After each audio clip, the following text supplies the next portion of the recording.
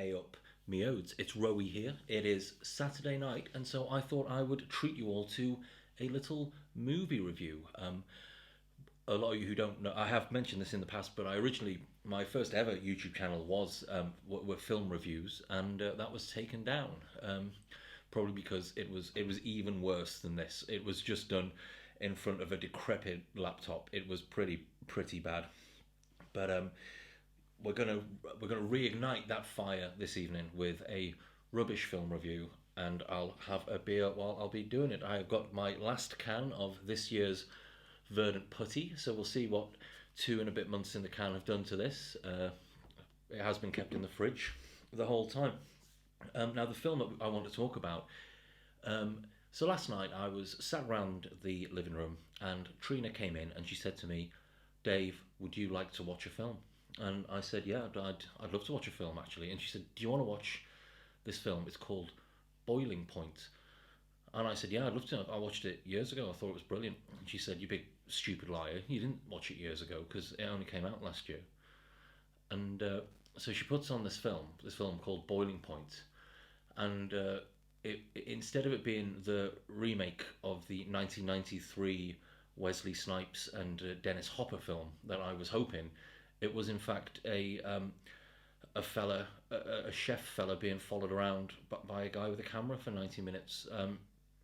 That was it. It was on the busiest night of the year or something. This rubbish chef is just followed around for a bit, and it was one of the biggest pile of boring twaddle I have ever watched in my entire life, if I can be honest with you. I'm not going to sit here obviously. I'm not going to sit here and say it's a bad film, because it was far from a bad film. It was certainly not a bad film. It was a boring film, yes. It was a pointless film, yes. It was a massively overrated film, for sure. But it wasn't a bad film. It was superbly acted. It was very, very well acted. Stephen Graham, obviously doing what he does, playing an angry Scousman. And then there was, I don't actually know the names of any of the other actors or actresses in the movie, but for me, the best actor in the film was definitely the lady who played the sous chef, who was the best character in the film all round, if I'm going to be perfectly honest with you. It seems to have been highly praised for how realistic. Keep on knocking everything in. It's been highly praised for how realistic people seem to think it is, and the thing is, it isn't. Like, it really isn't. Because I've worked in hospitality since 1999, right? From like fine dining hotels to where I am now in beardy craft beer bars, and there were some things that you could pick on if you wanted to be nerdy hospo nerds about it. Like, one of the big ones is when they order two old fashions, they're served in martini glasses, and they're served within minutes. I think the film's meant to be in real time, and they're served within minutes, not the 8 minutes that people seem to think an old fashioned should take. But that didn't annoy me for several reasons. One is, when I used to work at Boilermaker years ago, we used to pre-batch our old fashions. You can pre-batch them and just bang them out in minutes. It going out in a martini glass, it's a movie. You want it to look better, don't you? So you're going to put it in a martini glass. It looks cooler. A lot of people said when he dips the spoon 3 times into the lemon custard, the lemon curd, they say, yeah, a real chef wouldn't do that. But we've already established in the opening, when the EHO was there, and they've gone from a 3-star health rating, sorry, a 5-star rating to a 3, that he isn't on the ball with that. So that's not that surprising either. The things that got me, that stood out the most, were it was meant to be this ridiculous fine dining, really excellent fine dining experience, and yet they served Jaeger bombs. But not only did they serve Jaeger bombs, in 2021 when it was filmed, a group of American ladies having a night out hadn't heard of Jaeger bombs, which is absolute twaddle. There's no way that would never have happened. But the most unrealistic part of the whole film, which just made it like nonsensical to me, was you're introduced quite early on at the start of the film to a waitress who is dating, like an attractive waitress who's dating an attractive member of the bar team. And anyone who's ever worked in a restaurant knows that that never happens, ever. We all know that young, attractive floor staff never date attractive members of the bar team. They date ugly, spotty line cooks, don't they? That's who they always end up courting. They never end up courting, you know, someone good. They always end up with some fucking beekeeper's apprentice who works, you know, on starters. And you know, so that's what mainly turned me off about the film, was just the unrealistic depiction of the hospitality industry, because that's not how it works now, or how it's worked ever, to be perfectly honest with you. It was just a very boring film. Like the one plot point in there, the one thing that you had was sort of like quite early doors, before they get their old fashions in martini glasses. There's a lady who, when she sits down, she says, "Remember that I have a nut allergy." And then as soon as that's said, it's like, ooh, I wonder when that's going to come up later. That's the one plot point in the whole film, is when is this woman going to get served something with some nuts in? And then at one point, the starter chef runs out of the house dressing, and the head chef fella says, "Just use that one." So she just picks that one up and uses it, obviously putting the lady in hospital. And 90 minutes. It was just 90 minutes of that.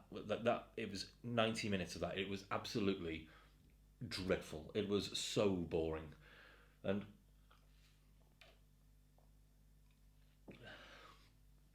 a couple of months in the can, neither improved, or a bit more melony, as in melon-like.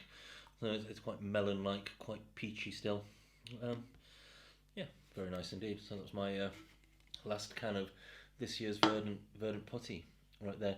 And so another thing that people like heap praise on this film about is that it was all done in one take, and they say, yeah, but it's like, it's a triumph. They did a film in one take. Do you have any idea how hard that is to do? It's not that hard to do, is it? Because plays exist, and plays have existed for ages, and plays are literally done in one take every single night. So a film being done in one take, it's just like they were doing a play. Like, that's it. It's not that impressive at all. So yeah, that annoyed me. It just didn't really make any sense. It had every stereotype as well, didn't it? It had the flamboyant gay waiter. I've not seen that character in a movie since, I don't know, about 1987, to be honest with you. So there was that. He also sort of like, what you know, he couldn't stop telling all of his tables that he wasn't actually a waiter, he was a DJ. And then one of the waitresses, she was training to be an actor. It was the restaurant was inexplicably popular, considering it had a gaggle of useless staff working there. The manager was terrible. Every single member of the front of house team seemed to be awful. The kitchen team, with the exception of the sous chef, the pastry chef, and the pregnant Italian pot washer, all seemed to be absolutely useless. It was and yet this was a really popular, really successful restaurant. It doesn't make any sense. But it wasn't a bad film. It was just rubbish, wasn't it? It just wasn't very good. I didn't enjoy it. Yeah, that's it really. So Boiling Point 1993, great film. Boiling Point 2021, twaddle.